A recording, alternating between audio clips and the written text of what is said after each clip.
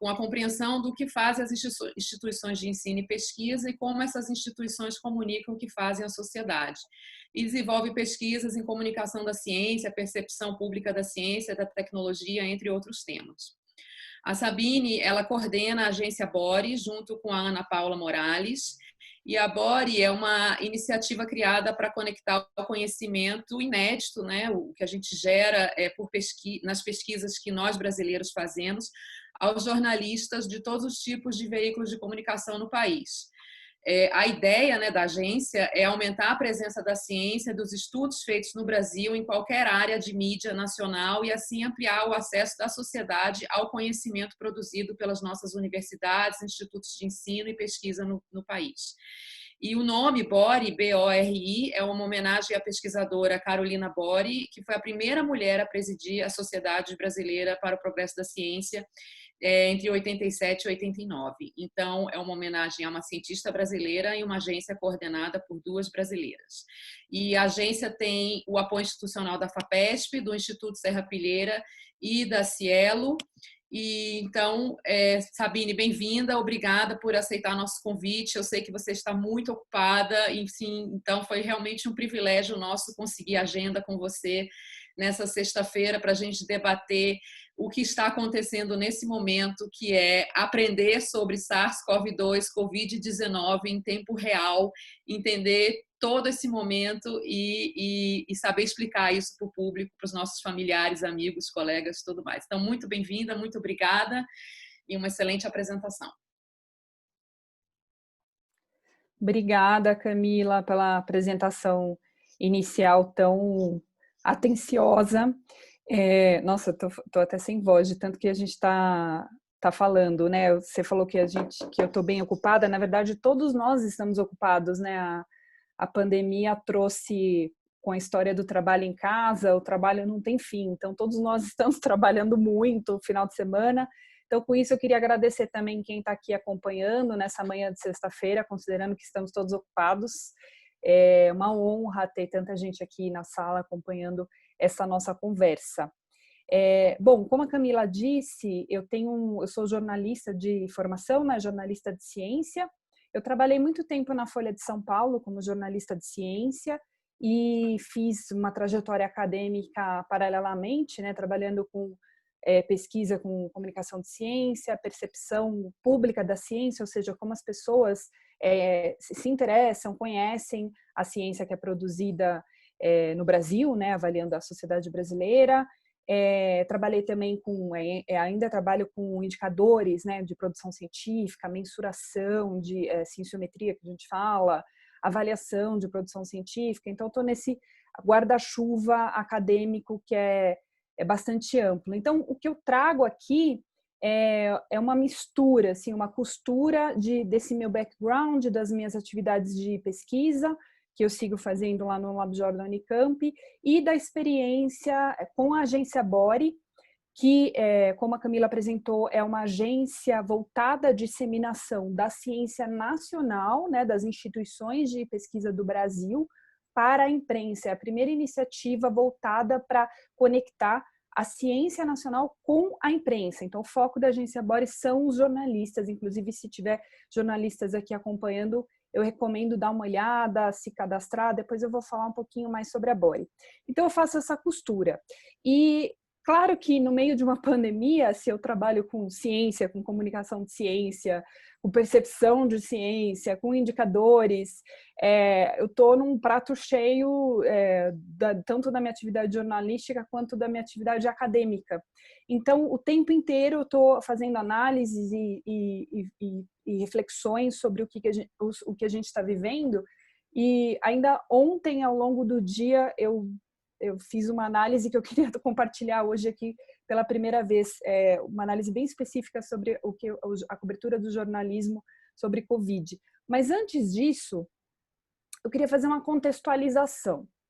Em que ponto nós estávamos quando a pandemia nos atinge, né? A gente teve o primeiro caso de coronavírus no Brasil dia 26 de fevereiro, e a Organização Mundial da Saúde decretou a pandemia, né, a situação do espalhamento do coronavírus no mundo no dia 10 de março. Bom, em que ponto que a gente estava no Brasil, né, no nosso país, na nossa sociedade, quando isso aconteceu? É sempre bom entender, para daí entender como que a gente está agora do ponto de vista da comunicação, do ponto de vista das nossas universidades, das nossas pesquisas.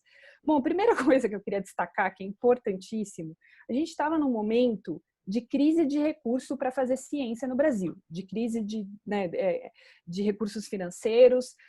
A ciência brasileira ela vinha sofrendo cortes atrás de cortes desde 2014. Para se ter uma ideia, o investimento federal em ciência de 2014 para 2019 caiu pela metade, desconsiderando a inflação, então foi mais da metade. E, especificamente no ano passado, a ciência, além de estar sofrendo cortes, também estava sob ataque. Só mencionar 2 exemplos aqui. Em abril, por exemplo, o presidente Bolsonaro, que tinha acabado de ser eleito, disse que o Brasil quase não tinha ciência, e quando tem ciência, a ciência é feita em universidades privadas. Ele falou isso numa entrevista em abril, quando, na verdade, o país está entre um dos 15 maiores produtores de ciência no mundo, e assim, 90% dessa ciência é feita em instituições públicas de pesquisa, como a própria Fiocruz. Então, havia essa disseminação dessas informações, muito atacando as instituições. Logo depois, ainda em abril, o ex-ministro da Educação, Weintraub, também disse em entrevista que as universidades públicas federais, né, no caso, elas faziam balbúrdia no lugar de desempenhar academicamente. Então, havia um ataque pessoal a cientistas. Em julho, sempre bom lembrar o que aconteceu com o INPE, né, o ataque direto ao diretor do INPE, duvidando dos dados de desmatamento, que são dados científicos com base numa tecnologia para levantar esses dados. O diretor do INPE acabou demitido. Então, a gente estava num cenário de corte de recursos, de ataque às instituições muito fortes e de ataque vindo das autoridades, né? Ataques nominais, mencionando e usando muitas vezes adjetivos, né? Uma coisa muito intensa. Então, quando a pandemia chega, a gente estava nessa situação, né? As instituições todas lutando com recursos e lutando até para mostrar a sua própria necessidade para a sociedade diante de ataques vindo do próprio governo. Isso é muito importante para a gente contextualizar. Isso está muito associado a um segundo aspecto que eu destaco, né, quando começa essa pandemia, que é o movimento anti-ciência. Como eu falo, esse movimento anti-ciência ele não é só brasileiro, ele é um movimento crescente, mundial. A gente tem desde situações absurdas, como os cientistas têm que reforçar que a Terra não é plana, por causa de movimentos terraplanistas que crescem, e essa situação do formato da Terra, na verdade, já está resolvida há séculos, e agora a gente tem que falar disso de novo. Movimento antivacina, que é gravíssimo, né? A gente, inclusive, teve caso aqui no estado de São Paulo de sarampo, por causa do movimento antivacina. Quer dizer, eu mencionei o INPE, né? O movimento de, mas o cientista está mentindo, está ligado à ONG, não tem desmatamento, essa coisa de desmatamento na Amazônia não existe. Quer dizer, existe um negacionismo científico muito, muito forte quando a pandemia chega no Brasil, o que é óbvio que essa situação vai se manter, né? Então, mesmo numa pandemia, esse negacionismo científico se mantém, ele já existia e ele continua, o negacionismo científico, inclusive por parte do governo. Também é importantíssimo destacar que quando a pandemia chega no Brasil, a gente já tinha um distanciamento muito grande das instituições que fazem pesquisa no Brasil e da sociedade. O que significa isso? A sociedade brasileira, né, os brasileiros, eles conhecem muito pouco das instituições de ensino e pesquisa do Brasil. Uma pesquisa divulgada no ano passado, em julho, na reunião anual da SBPC, que foi em Campo Grande, né, na Federal do Mato Grosso do Sul. Essa pesquisa é feita a cada 3 anos pelo Ministério de Ciência e Tecnologia, e o que essa pesquisa revelou é que 90% da população brasileira não sabe mencionar o nome de um cientista ou de uma instituição que faça pesquisa, como a própria Fiocruz. Então, o que isso significa? Significa um distanciamento absurdo, porque 90% da população inclui, claro, pessoas altamente escolarizadas, inclui governo, A gente não está falando só de população de baixa renda, que muitas vezes as pessoas se confundem e acham, as pessoas, né, baixa renda não conhecem as instituições de pesquisa. Não, a gente está falando do Brasil, é uma amostra representativa. 90% da população não sabe mencionar o nome de uma instituição que faça pesquisa ou de um cientista. E quem menciona, a gente pensa, bom, 10% sabe, que bom. Não. Quem menciona cientistas que já morreram há 100 anos, cerca de 100 anos, como o próprio Oswaldo Cruz, e também quem foi muito mencionado nessa pesquisa foi o Marcos Pontes, que é ministro de Ciência, que não é exatamente um cientista. Então tem um distanciamento muito grande, né? Já quando a pandemia chega, a sociedade estava muito descolada das instituições de pesquisa, da própria ciência, dos cientistas, não estava acostumada a ouvir cientista falar, não estava acostumada a receber informação científica, lembrando que há uma literatura ampla sobre isso que mostra que uma das causas desse distanciamento entre ciência e sociedade é pouca presença da ciência na mídia. Então, a gente tinha pouca presença de cientistas falando na imprensa e a sociedade recebia pouco essa informação e quando era questionada não sabia mencionar o nome de uma instituição, por exemplo. Vou tratar mais desse ponto um pouquinho mais para frente. Outro ponto muito importante, né, de contextualização. A gente tem no Brasil uma educação científica de base muito ruim, muito ruim. De acordo, por exemplo, com o exame PISA da OCDE, que é um exame que avalia estudantes na faixa de 15 anos, né, que seria mais ou menos o nosso ensino médio, em letras, né, e matemática e ciências. Em ciências, nós somos um dos últimos países dos 70 avaliados. A gente tem uma educação científica de base muito, muito ruim. A gente não consegue entender como sociedade a diferença de vírus e bactéria, por exemplo. E não só isso, é sempre importante lembrar que não só a gente não tem conhecimento sobre resultados da ciência, por exemplo, né? Mas a gente não entende como que a ciência é feita. Como que a ciência é feita? Isso é super importante tratar, porque isso ficou muito claro na pandemia, né? Chega uma pessoa aleatória e diz que fez um experimento que mostra que o vinagre mata mais o vírus do que o álcool gel e eu acredito naquilo, porque eu não sei como a ciência é feita, não sei quais são os protocolos. Ontem mesmo eu li um texto, aliás, a gente tem que ter estômago, né, nessa pandemia, mais do que nunca. Eu li um texto de uma pessoa que disse, tô aqui fazendo experimentos no meu laboratório que mostraram que a ivermectina, né, que é um vermífugo, realmente cura a Covid. E um monte de gente estava compartilhando aquilo, olha aí, falei e tal. Quer dizer, experimentos, qual é a sua qualificação para fazer um experimento? Onde esses experimentos estão sendo feitos? Em quais instituições? E como esses resultados estão sendo publicados? Quer dizer, para dizer minimamente de como funciona um processo científico. Se eu não sei como funciona, eu recebo essa informação e eu acho que é uma informação válida. E aí eu dissemino. Quer dizer, a gente tem uma baixa educação científica de base. Todos nós, inclusive quem estudou em escola particular, sempre lembro que no Brasil, né, são consideradas as boas escolas, são as escolas particulares, isso é uma falácia, as escolas particulares também têm ensino de ciência de base muito ruim. Sempre lembro dados do Censo da Educação Básica, do MEC, que mostram que só 1 em cada 10 escolas no Brasil, por exemplo, tem laboratório de ciências, o que não significa que esse laboratório esteja funcionando, né? Que esteja ativo, que esteja aberto. Só tem a estrutura do laboratório minimamente, não se sabe se o professor usa, se tem equipamentos, se tem um treinamento para usar aquele laboratório. Então, a gente não tem, na nossa educação, mesmo na educação particular de base, a gente não tem experimentação, a gente não entende como a ciência é feita. E isso, quando a pandemia chega, isso fica mais evidente ainda. E um último aspecto que eu gosto de destacar como contextualização é que os nossos cientistas, eles tinham pouca familiaridade com a imprensa. Eles começam a ser muito demandados, mas eles tinham pouca familiaridade com a imprensa. E isso acontece por uma série de motivos. Os cientistas do Brasil, eles não recebem treinamento, entre aspas, né, ao longo de sua carreira, para falar com quem não é o seu par, que a gente fala, né, quem é o cientista da sua mesma área. No Brasil, o cientista ele não recebe um treinamento para falar diretamente com a sociedade, ou para falar no Congresso Nacional, ou para falar com empresários, para falar com quem seja, para falar na escola de educação básica. O cientista ele recebe treinamento para falar lá no Congresso Acadêmico da área dele. Então, ele tem pouca familiaridade para falar com a imprensa, para falar com quem não é da área dele, com quem não é um cientista, que vai entender todos os termos técnicos que ele fala. E não há um incentivo também para que o cientista faça isso, um incentivo institucional. Sempre gosto de lembrar, né? Em países como Estados Unidos, por exemplo, os cientistas eles são avaliados pela presença que eles têm na imprensa.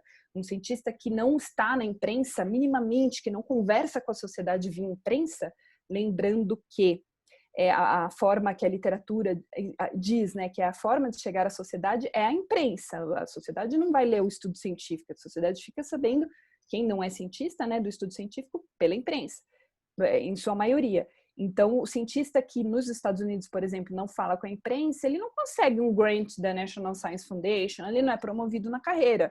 No Brasil, isso não acontece. O cientista tem que fazer paper e é isso que ele tem que fazer, dar aula e fazer paper. Então, não existe uma estrutura institucional que faça com que o cientista realmente vá para a imprensa, fale com quem não é par, e com isso o cientista acaba fazendo isso quando ele tem boa vontade, quando ele está interessado, nas horas vagas, à noite, ou abre lá um canal do YouTube que acaba gastando muito tempo dele, aí ele abandona.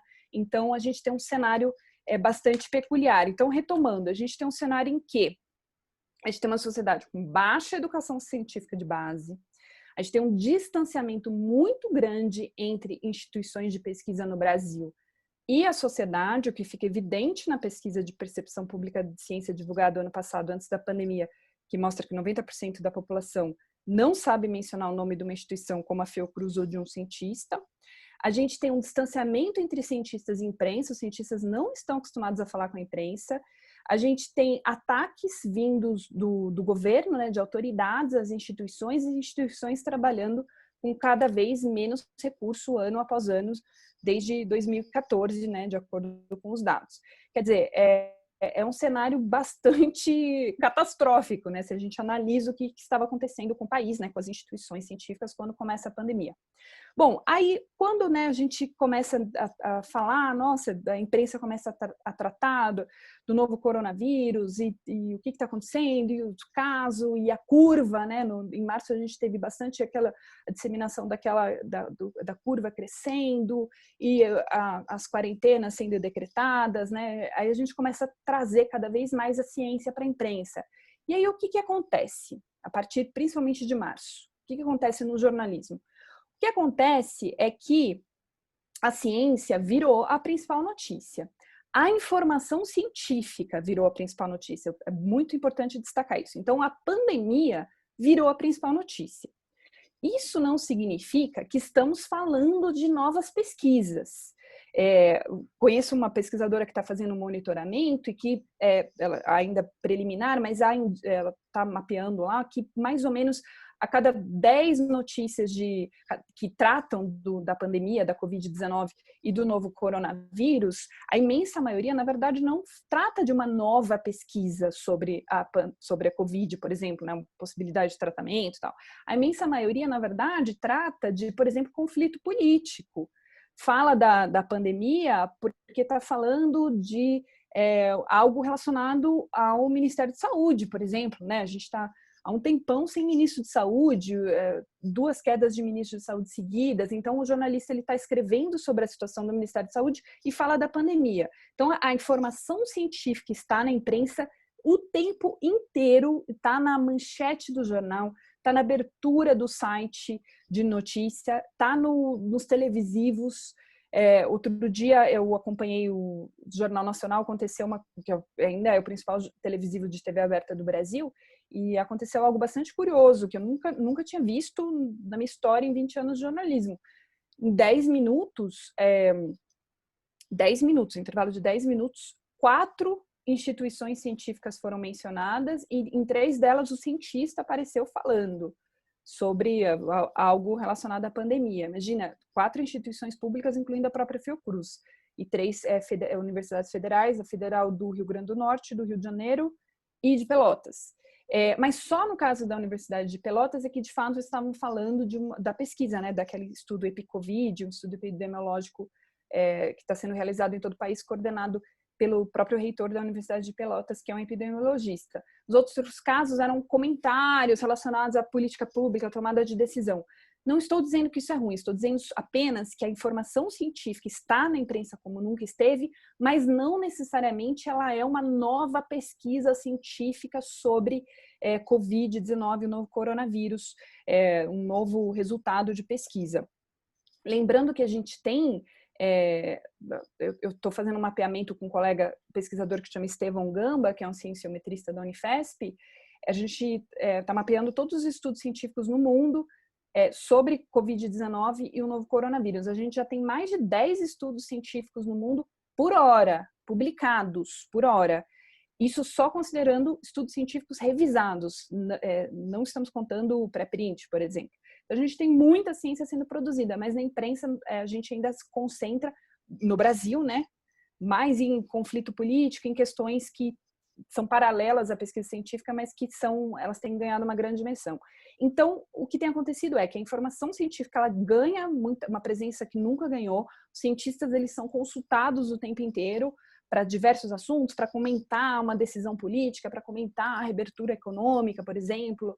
Ontem foi muito falado o anúncio aqui no estado de São Paulo do plano de reabertura de aulas presenciais, né, na rede pública de São Paulo a partir de setembro. Então, cientistas comentando. Isso é inédito, isso nunca aconteceu. Mas não necessariamente esses cientistas estão falando de uma nova pesquisa, eles estão comentando situações.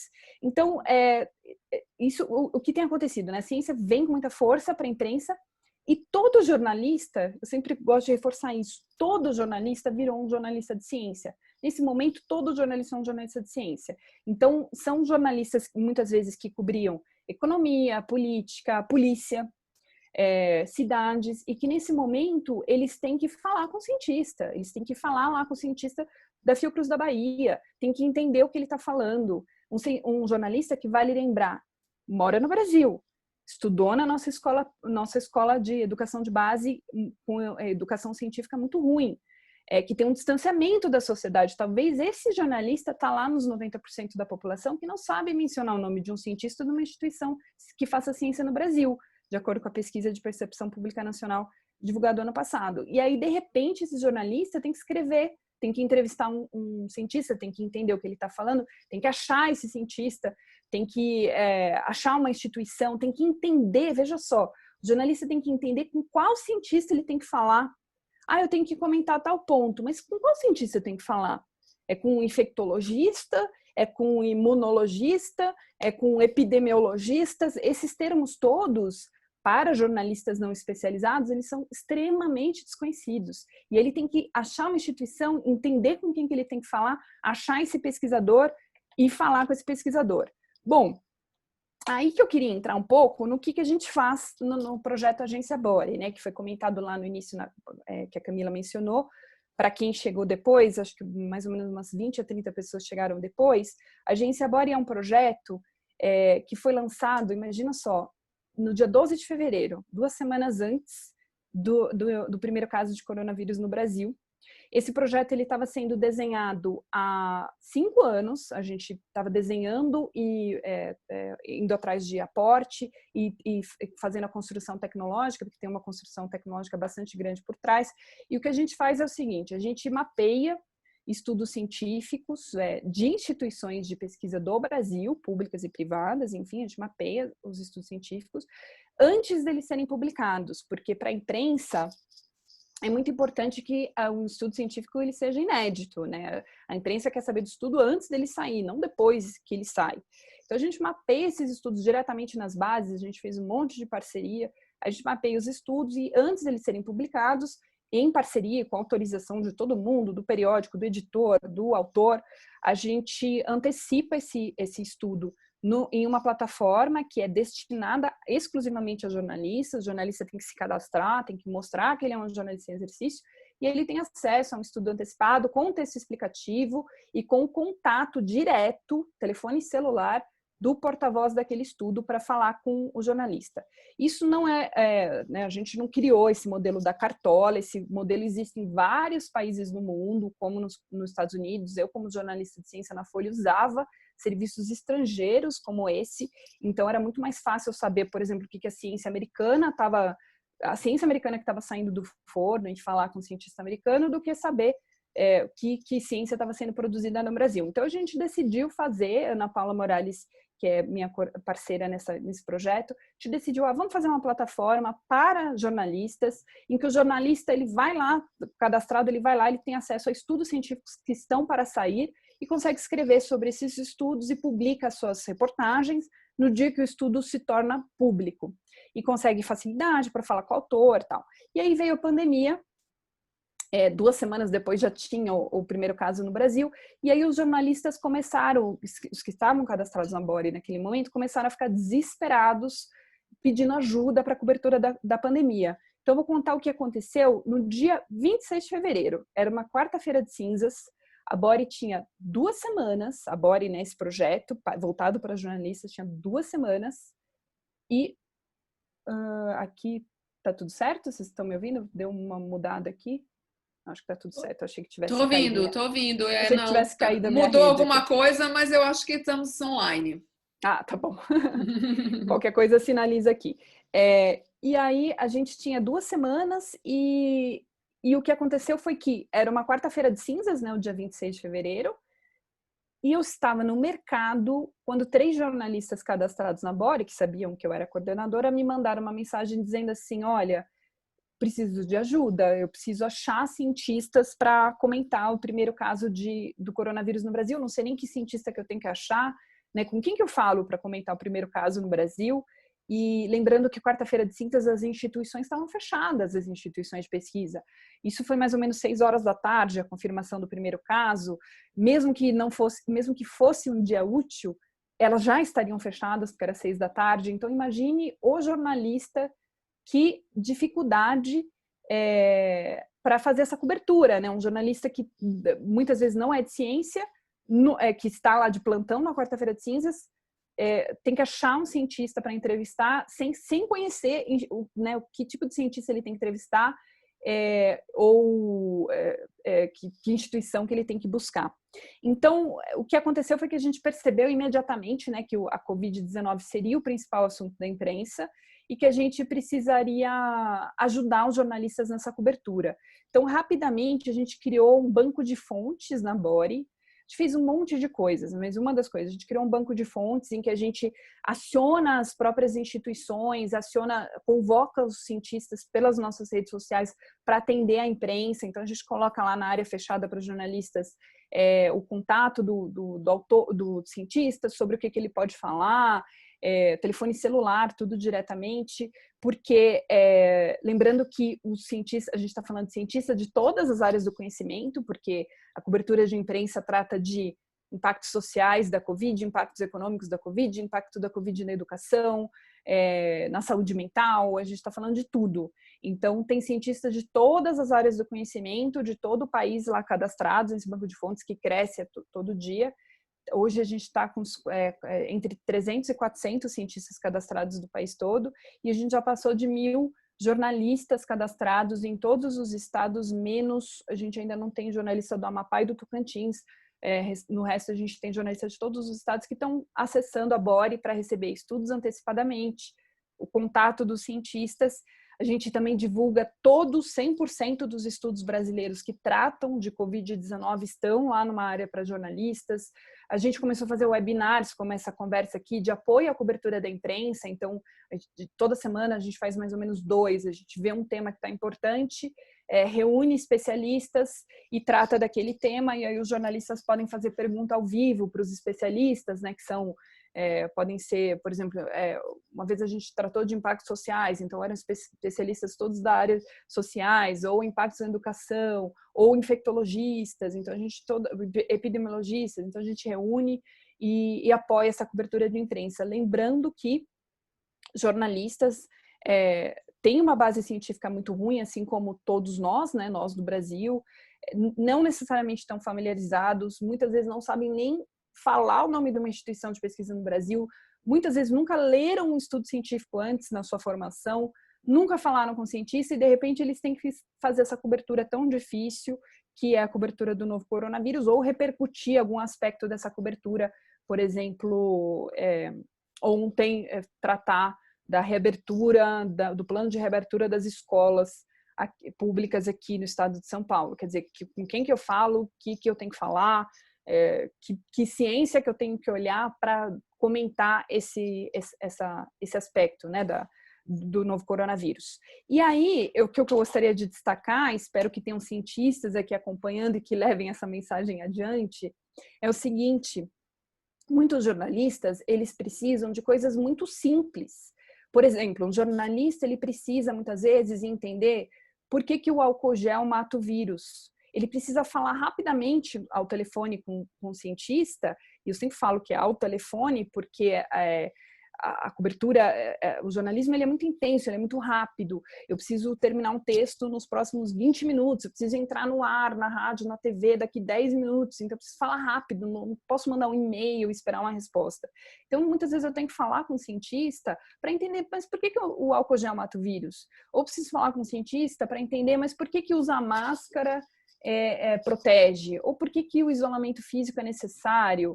Outro dia mesmo eu escrevi um texto para a Folha, eu continuo escrevendo quinzenalmente para a Folha sobre ciência, e eu estava escrevendo sobre a cloroquina, né?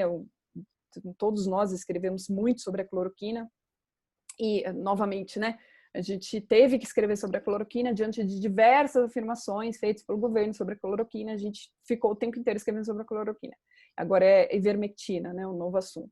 E aí a gente eu escrevi um artigo sobre a cloroquina, e aí eu me dei conta que eu não sabia qual era a diferença entre a cloroquina e a hidroxicloroquina. Eu estava lá escrevendo, eu falei, meu Deus, mas qual a diferença entre um e outro?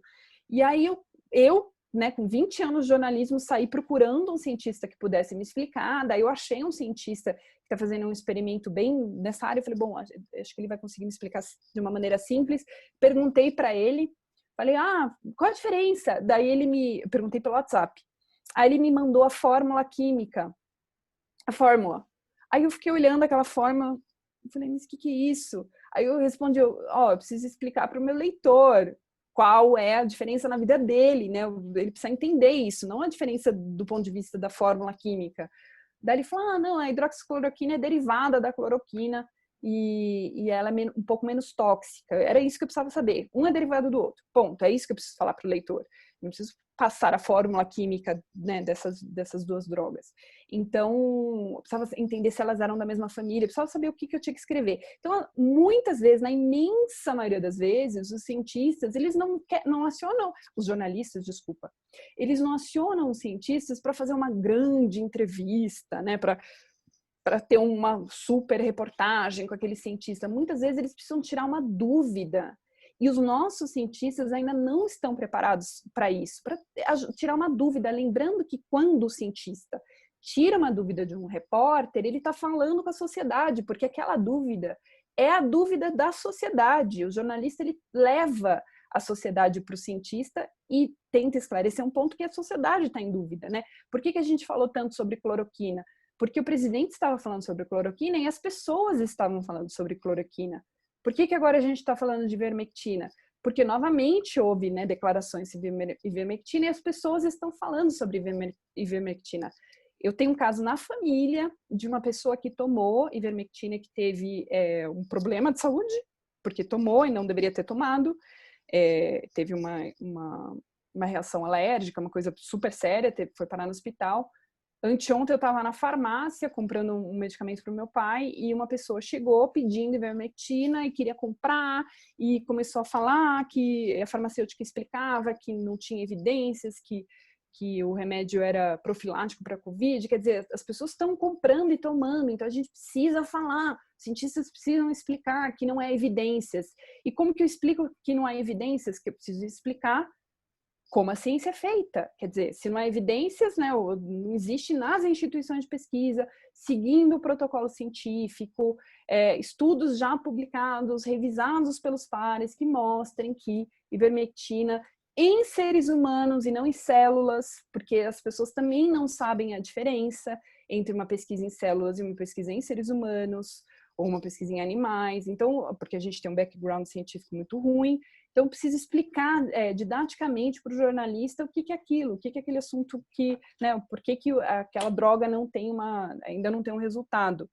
Falando novamente desse assunto de células, recebo com uma frequência absurda, mensagens de pessoas que não são cientistas ou de jornalistas, falando assim, você viu esse resultado aqui, esse remédio aqui, enfim, esse composto aqui matou 90% do coronavírus em célula.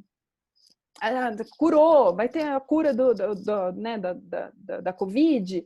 Uma pessoa da família também uma vez me ligou, depois de uma declaração do próprio ministro de Ciência, aliás, sobre uma pesquisa que estava em andamento, que teve bons resultados em célula. Você viu, acharam a cura da Covid, foram cientistas brasileiros.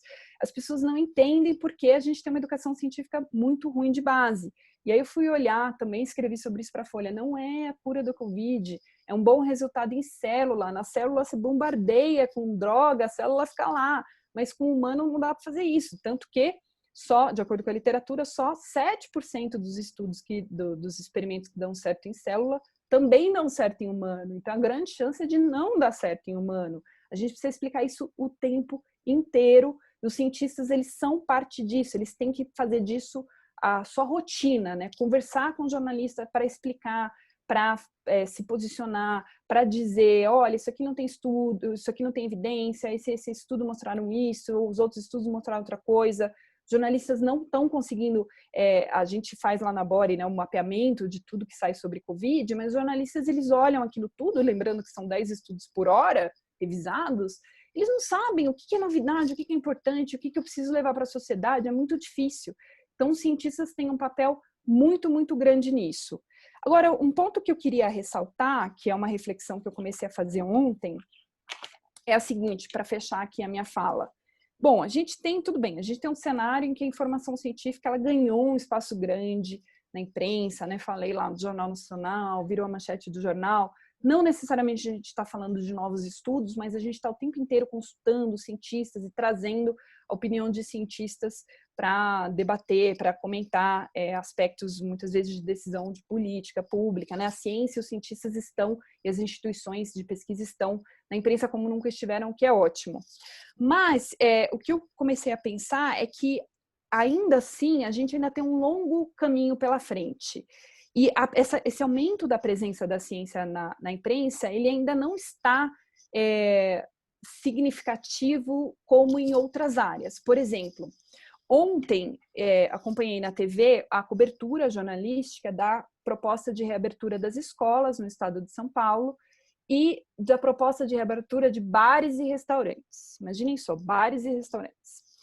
E aí, eu, né, acompanhando toda a literatura, falando com vários cientistas por dia, eu tenho acompanhado que os dois cenários são bastante preocupantes, porque escolas, né, eu faço pesquisa de campo em escola, a escola muitas vezes não tem janela que funciona. Eu já fui em escola em São Paulo e no Rio de Janeiro que a janela é blindada por causa de tiroteio, uma escola que fica no morro, quer dizer, não tem nem ventilação. Escola é cheio de aluno amontoado, não tem o distanciamento mínimo necessário. Já tem estudo que mostra, né, que em lugares barulhentos eu falo mais alto, então a carga viral, se eu estiver contaminado, é maior. Na escola os alunos se encostam o tempo inteiro. Bar, imagina bar, em geral são ambientes fechados, aqui em São Paulo principalmente, né, mais frios, são ambientes fechados, que as pessoas se amontoam, não tem ventilação. E aí estavam comentando, né, os jornalistas comentando da proposta tal de reabertura, e aí quem comentou, quem foi o analista das notícias? Foi um jornalista de economia, que eles chamam de comentarista de economia, na TV. Então, o comentarista de economia fez análise do ponto de vista econômico. Legal, reabrir bar, né, importante para a economia, né, tem uma grande expectativa do setor, o sindicato sei lá o que disse isso, o sindicato sei lá o que disse aquilo. E acabou a notícia, mudou de assunto. Cadê o comentarista de ciência? Eu fiquei pensando nisso, a gente precisa ir muito, muito, muito além de ter jornalistas de ciência, ou de falar de Covid nos jornais, e de trazer cientistas para os jornais. A gente precisa ter uma cobertura mais profunda, mais qualificada. Se eu trato de qualquer assunto de pandemia na TV e coloco um comentarista de economia para falar, eu tenho que colocar um comentarista de ciência também. Eu tenho que colocar um jornalista para comentar aquela decisão política, para falar, olha, isso não tem embasamento. Tal literatura mostra que eu não posso fechar pessoas, que as escolas não têm ventilação suficiente. Tem escola pública em São Paulo que não tem nem sabonete no banheiro, quer dizer, isso foi avaliado? O distanciamento entre os alunos, as condições sanitárias, a janela, como que os alunos chegam na escola, eles vão de transporte público, isso foi avaliado? Bar, eu não posso fazer uma análise de abertura de bar, como propõe né, o cronograma político, só do ponto de vista econômico. Eu preciso de um comentarista de ciência para falar que não pode abrir bar nesse momento. A gente está com curva em ascensão aqui no estado de São Paulo. Eu preciso falar o que é curva em ascensão. Eu preciso explicar o que né, do ponto de vista da ciência, o que está acontecendo, o que a ciência diz, o que os cientistas recomendam. Então, eu acho que a gente está no momento, falando de Covid e jornalismo, que não basta a gente levar a ciência para a imprensa e os cientistas né, se posicionarem, a ciência é o principal assunto. A gente tem que ir muito além dessa cobertura, a gente tem que brigar literalmente para que os jornais tenham comentaristas de ciência, para que a rádio tenha comentaristas de ciência. A gente tem comentarista político, comentarista econômico, comentarista internacional. Ontem mesmo no jornal que eu estava assistindo eu vi comentarista político, econômico e internacional, mas não tinha comentarista de ciência. No meio de uma pandemia, em que no país já morreram mais de 50 mil pessoas, e isso em dados oficiais, né?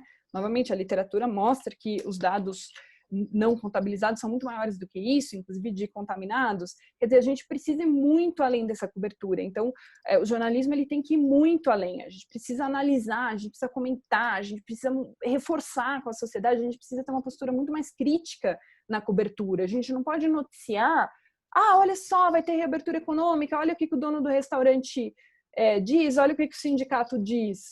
A gente precisa ir muito além disso.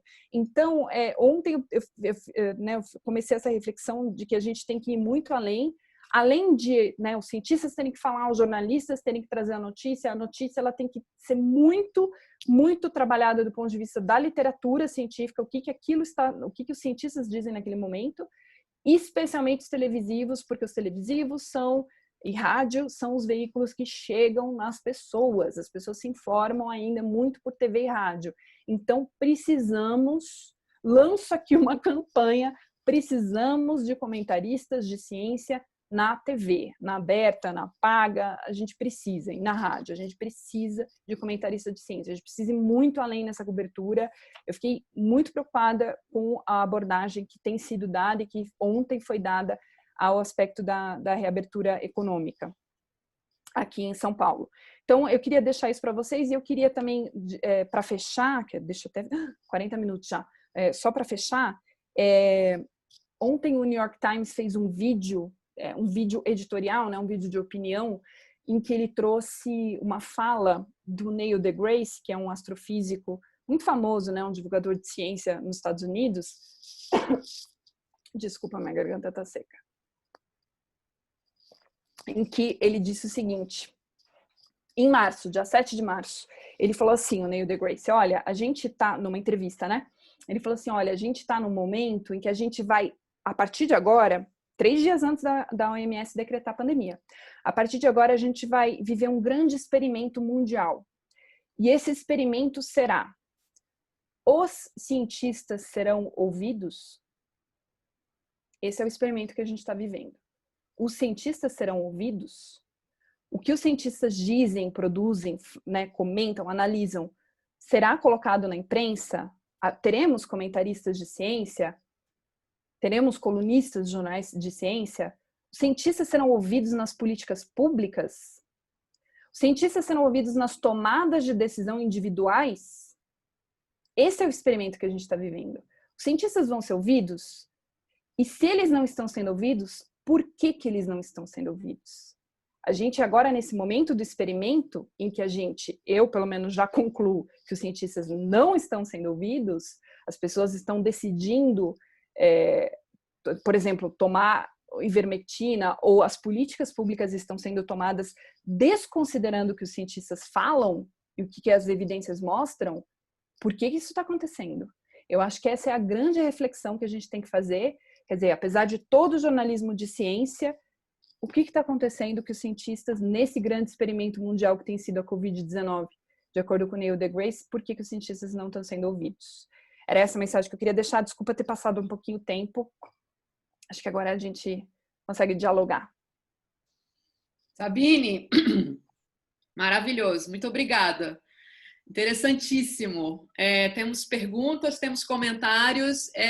Eu queria fazer alguns pontinhos antes de a gente abrir para as perguntas. Tem uma fala aqui na Marcha da Ciência, eu divulguei um pouco, que é: a ciência não acaba no artigo científico, divulgar a ciência faz parte da ciência. E a gente, cientista, né, eu me incluo nessa categoria, a gente publica o artigo, cheque, né, done, e aí acabou, né? Quer dizer, o que é que vai além? Nossos pares sabem, o PubMed sabe, mas e a sociedade, né? Nossos familiares, enfim, a coisa termina aí. Meus pontos rapidamente são que eu acho que essa palestra foi para nós, Fiocruz, alunos, pesquisadores, professores. Essa palestra foi para a gente pôr a mão na consciência, para a gente atender nossa assessoria de comunicação quando ela liga para a gente e pede um comentário, e pede para responder perguntas, e pede um tempinho. Eu sou a primeira a dizer: não tenho, não posso. Eu sou a primeira a falar isso, mas essa sua palestra foi para a gente. E aí, antes de eu abrir para a primeira pergunta aqui, eu acho assim, na verdade, eu fico lendo muito que o que se precisa construir, na verdade, é uma relação com as fontes, não é? Eu não sou jornalista, sou cientista, mas eu ouço muito isso. A gente vê nos filmes de Hollywood, né? Aqueles Garganta Profunda, aquelas coisas, Watergate. O que era? A fonte, né? A fonte que dava a notícia para o jornalista, e o jornalista criava uma coisa com aquela pessoa e a notícia ia para frente assim. Então, o jornalismo precisa criar essas fontes no Brasil, né? Então, nós, cientistas, precisamos ter parceria com vocês, jornalistas, para criar essas relações de amizade, de confiança, sobretudo, confiança no que está sendo falado, né? Eu vi um webinar assim de uma jornalista do New York Times e o cientista com quem ela trabalha há anos, e ele falando: eu confio plenamente no trabalho da jornalista e vice-versa, porque um entende a linguagem do outro e confia no dado. E é isso que eu quero, então, trazer como preâmbulo para a primeira pergunta que chegou aqui para a gente, né? Durante a pandemia, muitas vezes se divulga falsamente conclusões equivocadas, exageradas, a partir de estudos que não passaram por revisão por pares. Aí entra na questão do pré-print, né? Não seria preciso ter uma checagem dos fatos ou opinião de outros pesquisadores para contrapor essas divulgações? Então, essa é a primeira pergunta. Você quer responder? Você quer que eu faça várias ou você vai uma por uma? Estamos sem som para você. Desculpa. Pronto. Você que me manda, quer fazer várias ou não, já acho que uma por uma, porque aí a gente vai mais rapidinho. Tá, então vou tentar responder rápido. A questão do pré-print, de fato, né, tem acontecido de estudos ainda sem revisão serem divulgados. Mas, novamente, eu volto a lembrar, a maioria dos jornalistas que está escrevendo sobre Covid sequer sabe o que é pré-print, o que é um estudo revisado, o que não é um estudo revisado. Então, não sabe. Recebeu aquela informação científica, não sabe o que é, porque nunca ninguém explicou. Isso a gente vê na Bore, nossos mais de 1.000 jornalistas cadastrados, inclusive a gente explica, isso aqui é um estudo revisado, isso aqui é uma discussão que os cientistas ainda estão fazendo, porque não sabe. E recebendo uma montanha de informações, ainda não consegue discernir. Quem tem que fazer isso é o cientista. Tem que falar, isso aqui ainda é preliminar. Então, todo jornalista, quando pega um estudo, vai falar com o cientista. Todo, assim, você não faz uma matéria sobre um estudo sem falar com ninguém. Então, o cientista tem que falar, putz, isso é preliminar, isso aqui não... sugiro que você escreva sobre esse tal estudo que é revisado. E aí, mas seria legal ter a opinião de muitos cientistas? Na verdade, seria legal ter a opinião do máximo de cientistas possível. Só que daí eu volto à questão, É difícil falar com um cientista no Brasil. É muito difícil. Muitas vezes a gente fica tentando, como você mesmo disse, e não é culpa do cientista, é uma coisa institucional. O cientista está sobrecarregado, ele não é avaliado para falar com a imprensa, ele não é treinado para falar com a imprensa. Ele não quer falar com a imprensa. E tem medo, às vezes ele não gosta de aparecer, porque aparecer, o pessoal do meu departamento vai achar que eu estou aparecendo demais, tem mil questões. Então é difícil. Aí, idealmente seria muito legal falar com um monte de cientista. Mas, falando com um, você já está no lucro. Então a cobertura realmente fica prejudicada, né? A grande mídia impressa vive basicamente de anunciante e, mais recentemente, de tráfego de acesso à internet. Isso não faz com que os jornalistas tendam a viver em um mundo bipolar com manchetes sensacionalistas, muito positiva ou muito trágica, sendo que a ciência não funciona assim. Isso dificulta o diálogo com a divulgação científica. Qual a sua opinião? Eu não sei se isso tem a ver com anunciante, na verdade, mas tem a ver com o seguinte: o jornalismo ele trabalha para que os textos sejam lidos, né? Eu sempre falo que o bom texto é o texto lido. Em primeiro lugar, se ninguém leu meu texto, então meu texto é um desastre. E para ele ser lido, em geral, ele precisa ter um título atrativo e ele precisa ter algo conclusivo, que fale com a vida das pessoas. Então, precisa ter alguma conclusão que eu, leitor, aquilo vai conversar comigo, eu vou entender que aquilo é um resultado, aí eu vou clicar e vou ler porque aquilo afeta a minha vida. Então,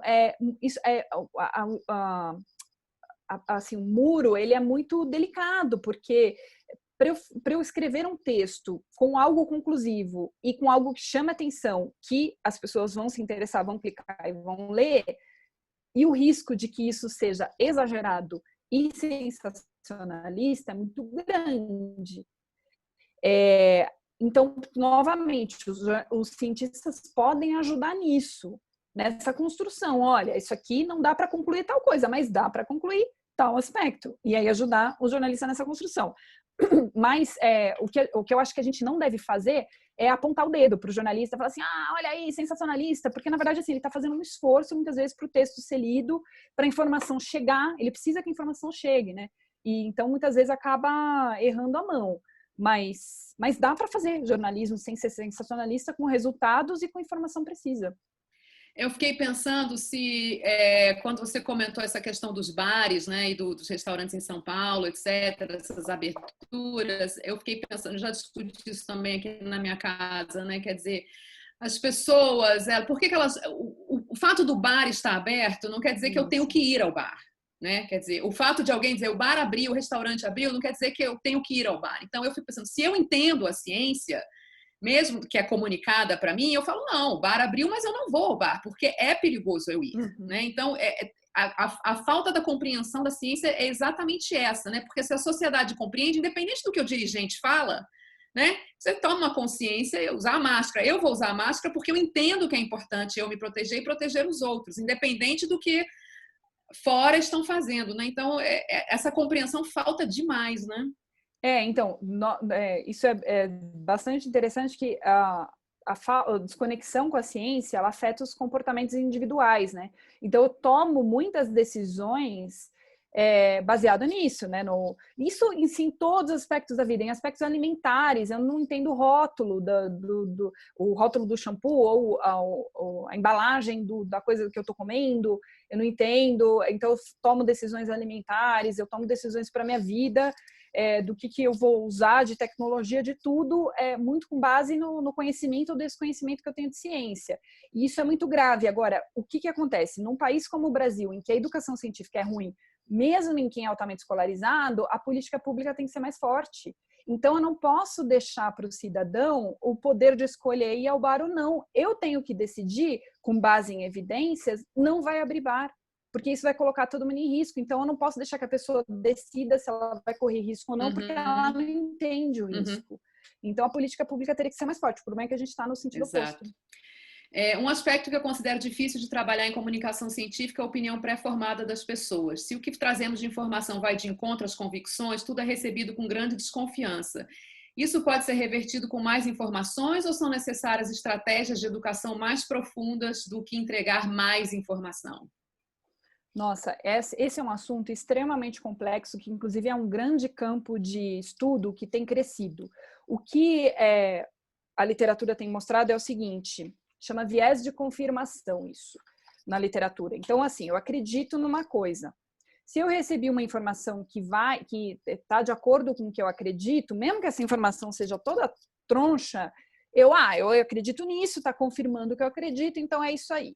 Se eu recebo uma informação que vai contra o que eu acredito, mesmo que a informação seja válida, né, que seja de um veículo por exemplo, de imprensa sério, que tem um monte de instituição de pesquisa lá e o cientista falando, aí eu vou, mas isso aqui não é bem assim, não. Eu duvido, porque não encontra aquilo que eu acredito. E aí muita gente fala, tá, mas e aí o que a gente faz? Não tem solução? Eu acho que tem solução. Na verdade, a gente tem que disseminar cada vez mais informação, as pessoas têm que ser bombardeadas com informação científica, né, com informação acurada, e além disso, a gente tem que ter algumas estratégias que são usadas, por exemplo, pelas notícias falsas. Por exemplo, as notícias falsas circulam muito porque elas despertam emoção.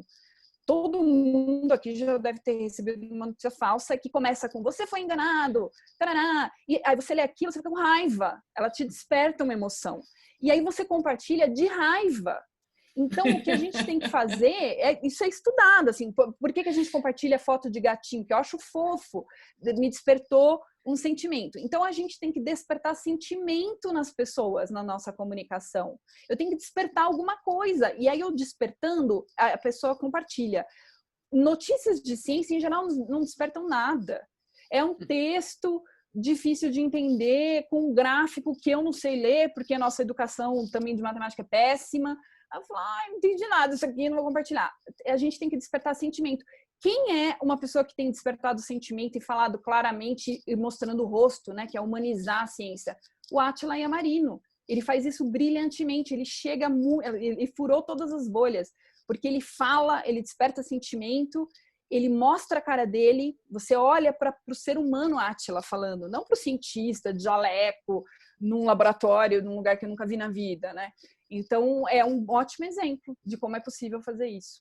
Acho que o Drauzio Varela também é um bom exemplo, né? Exato. De comunicador. Aliás, Drauzio Varela, gente, só para deixar aqui uma recomendação, se vocês puderem, essa semana ele fez uma live com o Mano Brown, que foi sensacional. Gente, esse tipo de diálogo que a gente tem que ter, o Drauzio com o Mano Brown. Quem já fez uma live dessa? Olha que coisa sensacional. Recomendo para quem... A live teve o nome de Mano Brown.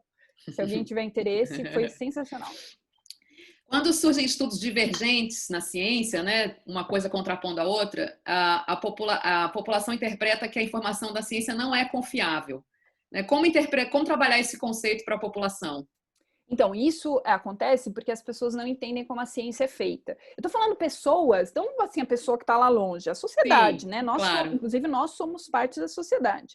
Muitas vezes até eu, cientista de uma área, não entendo como a ciência da outra área é feita. Isso ficou bem claro, inclusive, quando cientistas de exatas começaram a criticar as ciências humanas, dizendo que ciências humanas não é ciências, enfim. Então, sociedade, a gente não entende como a ciência é feita. Então, se eu não entendo como a ciência é feita, então eu não entendo que a ciência... Primeiro que a ciência tem sempre uma resposta para aquele momento, com as informações daquele momento, né? Então, eu estou analisando o mundo agora. Amanhã, outro cientista vai pegar a minha análise, vai seguir e vai ter outra resposta, que pode ser, inclusive, contraditória à minha própria análise.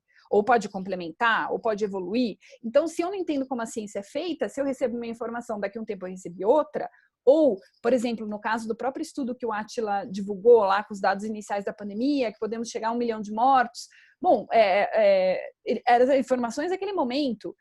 Depois, o Imperial College divulgou uma série de outros estudos com outras informações. Quer dizer, até hoje tem gente disseminando aquele estudo do Imperial College de março, falando, eles erraram. Não, eles acertaram. Naquele momento era aquilo. No dia seguinte já era outra coisa. Então, se eu não entendo isso... eu sempre acho que os cientistas estão viajando. Agora, como a gente resolve isso? Inclusive, o Instituto Serra Pilheira, que é um dos apoiadores da agência Bore, eles pregam muito que a gente sempre fale de metodologia, do bastidor da ciência, né? O que o cientista perguntou inicialmente? Como que ele chegou naqueles dados, né? O que acontece agora com essa pesquisa? Como que ela evolui? A gente tem que não só falar de resultado, como se fosse a conclusão definitiva, mas falar muito de bastidor na nossa cobertura jornalística. Isso é muito difícil. A gente precisa de muito jornalista especializado para fazer isso, mas é possível, né? Trazer cientistas para as bancadas é uma iniciativa importante, mas precisa tomar cuidado. A TV Cultura costuma convidar médicos e cientistas para sua bancada. Eu vou fazer um merchan aqui para a própria Sabine Righetti, porque segunda-feira ela vai estar no Roda Viva, na bancada, entrevistando, vai ser exatamente uma dessas pessoas, entrevistando a doutora Natália Pasternak, que é uma divulgadora científica também, e uma cientista do Instituto de Química da USP. Então, Roda Viva, segunda-feira, 9h.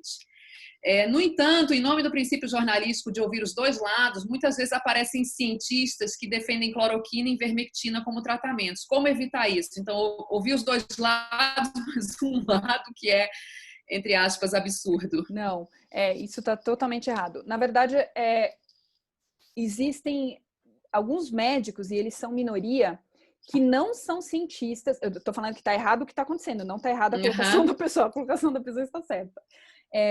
Que não são, na verdade, eles são uma pequena minoria que tratam da sua experiência pessoal lá no seu...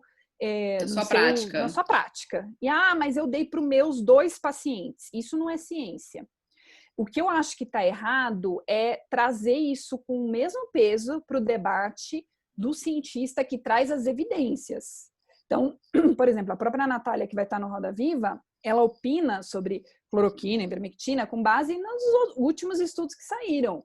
Então, os estudos estão mostrando isso. Não a minha prática no meu hospital mostrou que 2 pacientes. Então, o que tem acontecido é que o jornalismo tem dado o mesmo peso para um médico que opina baseado no seu mundinho, né, no seu paciente que tem uma condição pregressa muito específica, e para a literatura que mostra o oposto.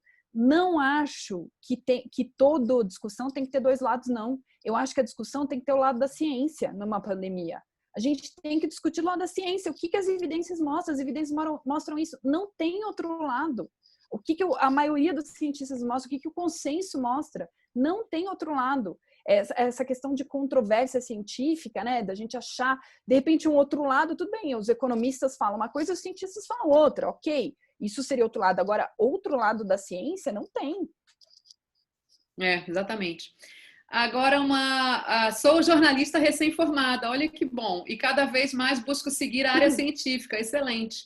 Primeiro, muito boa conversa e os pontos que foram comentados. Segundo, tem alguma dica para seguir na área? E antes de você comentar isso, eu adiciono uma provocação nessa pergunta. É preciso ser cientista para ser jornalista científico? Legal. Não é preciso ser cientista para ser jornalista científico. Na verdade, o jornalismo científico, ele é uma área do jornalismo. Tem o jornalismo econômico, tem o jornalismo científico, tem o jornalismo esportivo, tem vários jornalismos. Eu sempre falo, o jornalismo científico é uma área. E é uma área, na verdade, que eu considero bastante difícil, bastante peculiar, né? Porque, enfim, lida com informação muito pesada, que nós não estamos acostumados na nossa educação de base, com instituições e pessoas muito fechadas, diferente, por exemplo, do jornalismo cultural, de acessar um artista. Acessar um cientista é difícil, ainda são muito fechados no Brasil, né? E informações que impactam diretamente a vida das pessoas. Então, o que eu escrever pode ser fundamental para uma tomada de decisão de uma pessoa que vai ler meu texto, por exemplo. Então, é uma cobertura difícil, inclusive os veículos sabem disso. Na Folha, onde eu trabalhei, os jornalistas de ciência eram especializados, eram altamente capacitados, né? Eu, por exemplo, estava fazendo doutorado na época, o meu editor tinha doutorado, então a gente tinha uma formação, eu especialista em ciência, então o jornal leva isso muito a sério. Agora, é uma especialização do jornalismo. Quem quer fazer jornalismo de ciência, eu recomendo se especializar, tem que se especializar. Eu saí da graduação em jornalismo, eu não entendia, nunca tinha lido um paper, então, assim, precisa se especializar. Eu fui fazer especialização no LabJOR, na Unicamp, onde, aliás, hoje eu dou aula. Existem muitos, né, outros cursos, tem um curso novo na FMG, tem na própria Fiocruz do Rio, enfim, tem outras opções. Tem cursos online, internacionais, enfim, tem várias opções. Então, eu sugiro se especializar. Inclusive, no estado de São Paulo, tem bolsa da FAPESP para especialização em jornalismo científico. É bastante interessante. Agora, cientistas também podem ser jornalistas. Inclusive, a Ana Paula Morales, que coordena comigo a Bori, ela é biomédica. O Gabriel Alves, que é um grande jornalista de ciência da Folha, também é biomédico. O Fernando Moraes, que trabalhou na Folha, era matemático. Então, assim, a gente tem grandes cientistas que são jornalistas de ciência, sim, mas o jornalista de ciência tem que ser especializado. Mais duas perguntinhas. A convivência com a imprensa, às vezes, é um pouco difícil, porque muitas vezes a gente fala uma coisa e no texto isso é modificado, né? Gerando muita dúvida em relação às entrevistas. Como estabelecer estratégias que mudem essa realidade? E aí eu acho que entra um pouco no... Na verdade, é uma via de duas mãos, né? Quer dizer, o cientista comunicar e o jornalista entender a comunicação e saber traduzir aquilo sem alterar a mensagem, mas, ao mesmo tempo, o cientista saber o que falar, né? Saber como falar, que é o tal do media training que você falou que a gente não tem, né? Isso, exato. Isso... Você quer fazer outra pergunta? Não, pode falar. Tá. Isso é interessante que, em geral, quando um cientista fala, ainda mais um cientista, porque ele falou de um jeito incompreensível, aí o jornalista traduz para o leitor que não é cientista. Então, em geral, será mudado, com raras exceções. Quando o cientista está muito acostumado à entrevista, ele consegue usar as palavras para falar da sua pesquisa de uma maneira que o leitor final já vai entender completamente. Então, o jornalista já pega aquilo que ele falou, simplesmente usa, com raras exceções, mas em geral sim será mudado. Então, o que eu faço? Né? Se eu dei uma entrevista, um jornalista, e eu falo isso também por experiência própria, porque eu também, hoje eu dou entrevistas, né? O meu marido, que é astrônomo, também ele vive dando entrevistas, a gente faz isso com ele. O que a gente faz? Eu tenho que estar à disposição. O que significa isso? Eu dei uma entrevista, eu passo meu WhatsApp para o jornalista e falo assim, estou online no WhatsApp até o seu material sair, seu texto, seu sei lá o quê. E eu vou acompanhando. Tá tudo bem aí na matéria? Precisa de mim? Aí o jornalista pode falar assim, olha, eu fiquei em dúvida nesse trecho. Aí ele manda o trecho, não vai mandar o texto inteiro, até porque tem alguns veículos em que isso é proibido, a Folha é uma deles, você não pode mandar o texto inteiro. Mas você manda um trecho, isso aqui é isso mesmo? Aí você responde, olha, isso aqui eu não chamaria de molécula, ou manda uma foto do infográfico, putz, mas vocês desenharam um ratinho, na verdade o teste foi feito com camundongo, ele tem uma carinha diferente. Então, assim, vai trocando informação pós-entrevista até o resultado final. Isso é o que mais resolve, você estar à disposição até o resultado final para o jornalista se sentir seguro para ir tirando dúvida. O que acontece muito é que os cientistas têm uma postura muito difícil, muito distante. Estou falando aqui rápido com você, você está me enchendo, eu não quero perder tempo. Explica os conceitos com pouca paciência. Então, o jornalista já nem fala mais com ele, né? Porque, nossa, se eu perguntar uma coisa muito básica, eu vou levar uma bronca. E muitas vezes é uma pergunta básica que ele precisa fazer. Por exemplo, mas qual a diferença de cloroquina e hidroxicloroquina? Eu não entendi. Então, o cientista precisa estar à disposição. Quando está à disposição, sempre resolve. Sempre. Aí a matéria sai sem erro, sai de acordo com todo mundo ficar feliz. E precisa entender também, os cientistas precisam entender que o resultado final é o leitor. Então, não adianta o cientista falar assim, mas aqui você simplificou demais. Eu escuto muito isso. Mas eu tenho que simplificar, não posso errar, mas eu tenho que simplificar, senão o leitor não vai entender nada e não vai adiantar nada a minha informação. E essa disponibilidade também fortalece, né, esse vínculo, né, entre o jornalista e o cientista, e você vai criando sua base, né, de pessoas com quem você consegue trabalhar, enfim. Exato, que você vai acionando. A nossa última pergunta, então, você pode falar, e são duas perguntas que eu vou juntar, você pode falar um pouco a respeito de Instagram, Facebook, a possibilidade de influenciar e democratizar o acesso à informação relacionada à ciência?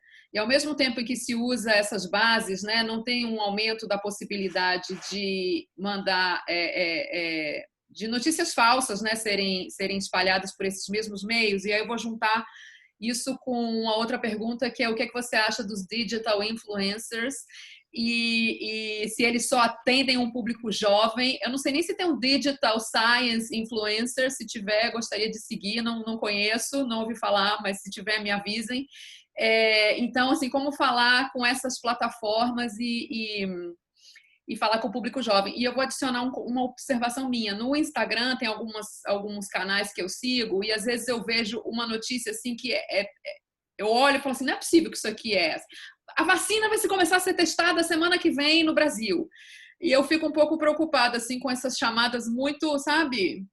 Enfim, mas é uma opinião pessoal minha. Então, a pergunta é sobre as plataformas digitais, os digital influencers, o público jovem, como amarrar isso todo mundo. Perfeito. Eu estou justamente no momento em que esse é o meu assunto. Porque eu escrevo, eu passo os estudos lá para os jornalistas, escrevo para a Folha, mas tem público que a gente não está conseguindo chegar, que é o público jovem, é o público que está nas redes sociais e que recebe fake news e que segue um monte de influenciadores, mas que, né, não, a informação científica não chega. E eu estou nesse momento exato fazendo essa reflexão. Inclusive, eu vou publicar um texto na Folha, aqui um spoiler, sobre influencers científicos, porque eu acho que todos nós temos que ser... Quem são os influenciadores? Os influenciadores são as pessoas que afetam o comportamento, né, da outra pessoa que segue. Por que os cientistas não podem afetar o comportamento das outras?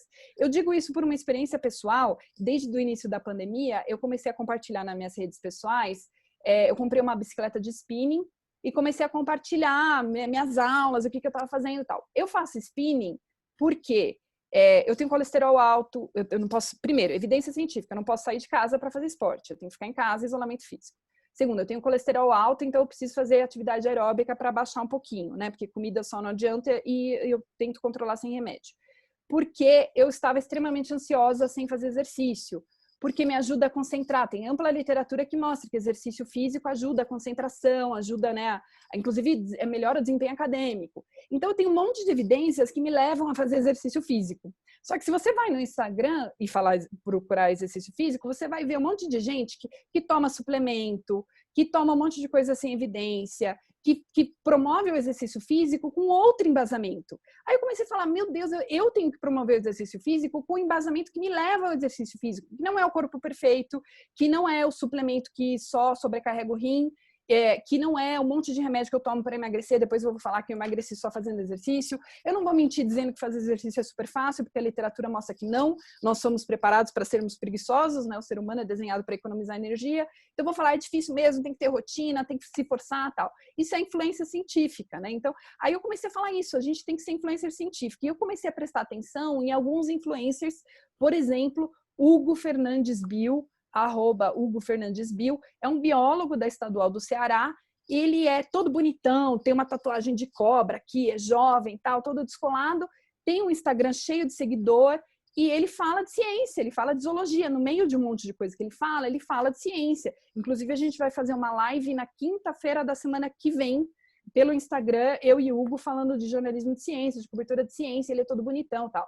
Tem um monte de influência. Tem a Matemaníaca, que é uma matemática linda, linda, mulher, imagina, que fala de matemática e ela é toda bonitona, ela tá sempre maquiada. Tem um monte de influencer. E fala de matemática, e fala que a matemática é legal. Ela sempre fala, você gosta de matemática, você só não sabe disso.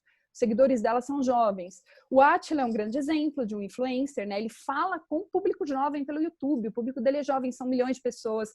Iberê Tenório, no Manual do Mundo, também fala com jovens e também é super descolado. A própria Nil Moreto e o marido dela falam de ciência no YouTube, também milhões de seguidores. Ela tem mais de 1 milhão de seguidores também no Instagram e no Twitter. E ela também é linda e ela fala de um jeito super agradável. Quer dizer, a gente pode fazer isso. Então, eu acho que todos nós temos que fazer de tudo, na verdade. A gente tem que influenciar as pessoas, a gente tem que sair do pedestal de ciência, né? Da pose do cientista. No meu Instagram, eu vou ser a Sabine que gosta de spinning e eu vou mostrar por que eu faço spinning, né? E mesmo sendo uma cientista e uma jornalista, que é o que o Hugo faz. O Hugo, né, mostra lá, inclusive a namorada do Hugo também é uma bióloga, a Licário, ela também super fala de culinária, fala de alimentação e ela fala de observação de pássaros, ela trabalha com pássaros. Enfim, tem um monte de gente e acho que a gente tem que estimular isso muito. Tá ótimo. Então, Sabine, muito obrigada. Foi ótimo, foi excelente, assim, uma visão realmente da realidade do que a gente vê na TV e no rádio. Muito obrigada pela sua disponibilidade. A palestra da Sabine vai ficar disponível no nosso canal Fiocruz Bahia no YouTube a partir de segunda-feira. Você recebeu muitos elogios aqui no nosso chat, gostaram muito, assim, acho que foi feliz realmente essa escolha da gente ter trazido você. Quero fazer 2 anúncios. Um sobre a temática da divulgação científica, a gente vai continuar com ela daqui a 2 semanas. Nós vamos ter as 2 coordenadoras do podcast 37 Graus, que é um podcast também de ciência e apoiado pelo Instituto Serrapilheira, pelo Google. Então, a gente vai continuar falando disso, que eu acho que é importante para o público jovem. E antes de falar tchau para a Sabine, eu quero só compartilhar com vocês também um outro ciclo de seminários que está acontecendo na Fiocruz, às terças-feiras. Nós teremos, então, esse seminários integrados sobre SARS-CoV-2 Covid-19, dinâmica de transmissão de SARS-CoV-2 e perspectivas de controle, com o Dr. Guilherme Werneck, epidemiologista da UERJ. Este ciclo de seminários ele é promovido pela Vice-Diretoria de Ensino e Informação, com o apoio dos cursos de pós-graduação em Patologia e em Biotecnologia e Medicina Investigativa aqui da Fiocruz, Bahia. Então, muito obrigada, Sabine, mais uma vez. Se você precisar de cientistas, a Fiocruz Bahia tem vários. Então, desejamos muito sucesso para a agência Bore e que a nossa ciência seja comunicada de uma forma cada vez melhor, com a qualidade que ela tem, que nós no Brasil sabemos disso. Então, que a gente consiga estabelecer essa relação com os jornalistas. Muito obrigada, viu? Bom dia para você. Obrigada, gente. Bom dia. Deixei meus contatos aqui no chat e estou à disposição. Obrigada. Bom dia. Tchauzinho.